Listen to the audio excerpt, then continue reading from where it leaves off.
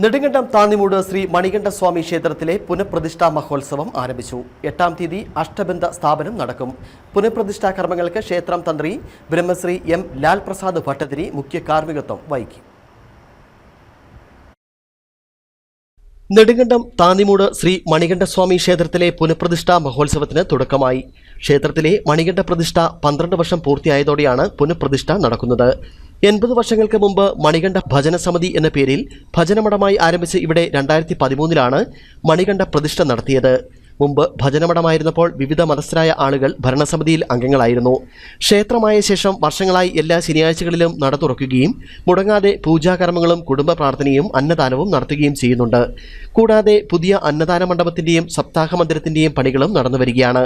ക്ഷേത്രത്തിന്റെ പ്രവർത്തനങ്ങളിൽ ജാതിമത ഭേദമന്യേ പ്രദേശവാസികൾ സഹകരിക്കുന്നുണ്ടെന്ന് ഭരണസമിതി അംഗങ്ങൾ പറഞ്ഞു.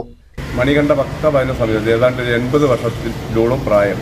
അത് 2013-ലാണ് നമ്മൾ ക്ഷേത്രമായിട്ട് രൂപീകരിക്കുകയും പ്രതിഷ്ഠ നടത്തുകയും ചെയ്തിരിക്കുന്നത്. അപ്പോൾ അതിനു മുമ്പ് ഭജനമഠമായിരുന്നപ്പോഴും ജാതിഭേദമന്യേ എല്ലാ മതസ്ഥരും ഈ ഭജനമഠത്തിൽ ഭാഗപാത്രമാകുകയും ഭരണസമിതിയിലും ഒക്കെ ഉണ്ടായിരുന്ന ഒരു കാലം ഉണ്ടായിരുന്നു.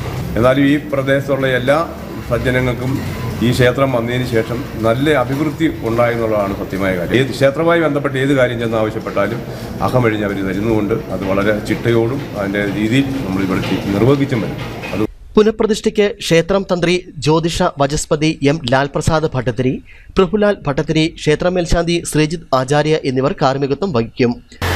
ഭക്തജന സഹസ്രങ്ങൾ ഈ ക്ഷേത്രത്തിൽ വന്ന് അഭയം പ്രാപിക്കുകയും അവർക്ക് അവരുടേതായിരിക്കുന്ന കാര്യങ്ങൾ ഭഗവാന്റെ മുന്നിൽ അർപ്പിച്ച് ഒട്ടനവധി അനുഭവങ്ങളുടെ വെളിച്ചത്തിലുള്ള ഒരു പ്രദേശമാണ് നമ്മുടെ ഈ ക്ഷേത്രവും ഇവിടുത്തെ ഭക്തജനങ്ങളും.